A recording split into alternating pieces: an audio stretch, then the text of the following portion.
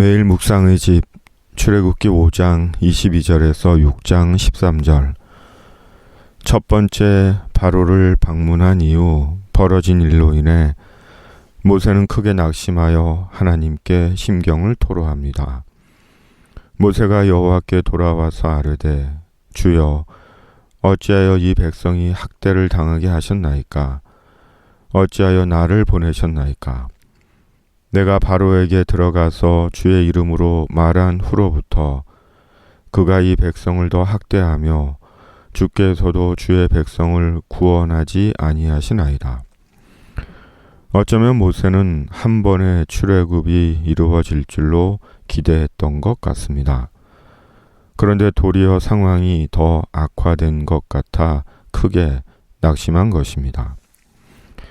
옛 속담에 첫 술에 배부르려는 말을 우리가 알고 있습니다. 모든 일이 단번에 이루어지거나 만족할 수 없다는 것입니다. 출애굽에도 과정이 있습니다. 단번에 출애굽이 이루어지는 것이 아닙니다. 하나님의 구원에는 과정이 있습니다. 때가 있고 시기가 있습니다. 그러나 하나님의 결정과 시간 속에 반드시 이루어집니다. 성도는 과정 가운데 예수님 안에서 하나님의 구원의 은혜를 경험한 자들입니다. 모세의 토로에 하나님께서 모세에게 말씀하십니다.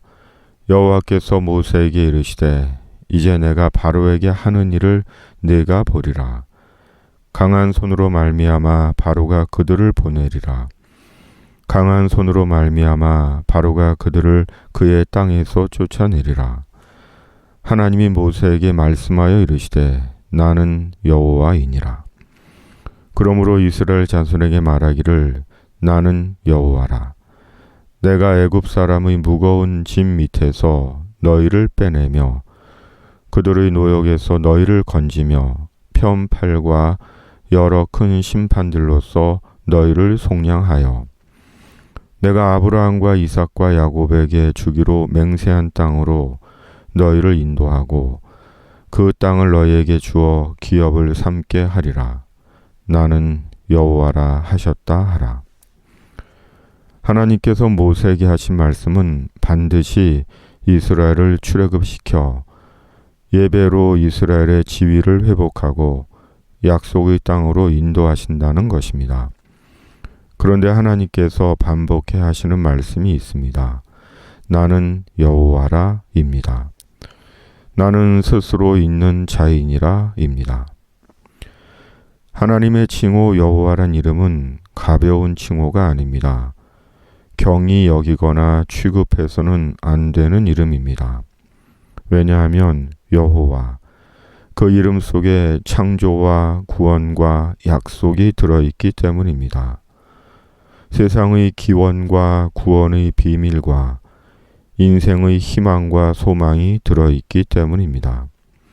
그러므로 바로처럼 세상에 속한 자는 여호와, 그 이름을 소홀히 여길지 몰라도 그리스도인은 그 이름에 찬양과 영광을 돌리고 여호와, 그 이름으로 삶의 힘과 능력을 삼습니다. 예수 그리스도 이름을 구원의 이름 삼습니다. 하나님은 말씀을 이어가십니다. 그리고 다시 바로에게 가서 이스라엘의 출애굽을 말하라고 하십니다. 그러자 모세가 다시 하나님께 핑계를 댑니다. 나는 입이 둔한 자니이다. 그러나 하나님은 다시 가서 하나님의 말씀을 전하라고 하십니다. 출애굽을 위한 하나님의 어조는 분명하십니다. 말씀은 상황 때문에 주저하지 않습니다. 조건 때문에 얼버무리지 않습니다. 구원의 말씀은 분명하고 견고합니다. 말씀은 결코 뒤로 물러가지 않습니다. 그러므로 말씀이 분명하고 견고하기에 이스라엘은 반드시 출애굽합니다. 우리는 죄에서 출애굽하고 심판으로서의 죽음에서 출애굽하고 상한 마음과 공고한 삶의 상황에서 출애굽합니다.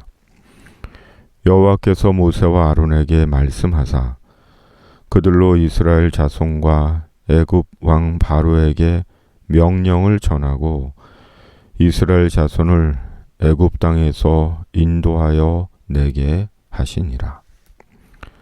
주님, 저희는 하나님의 과정 속에서 하나님의 사람이 되었습니다.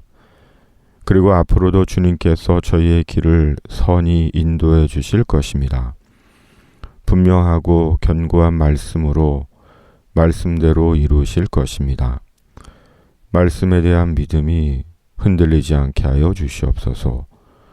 코로나19를 속히 소멸시켜 주시고 미얀마를 도와주시며 세상을 뒤로 물러가지 않는 구원의 말씀으로 붙잡아 주시옵소서. 견고하고 영원한 말씀 위에 서는 묵상의 집이게 하여 주시옵소서. 예수님의 이름으로 기도드립니다. 아멘.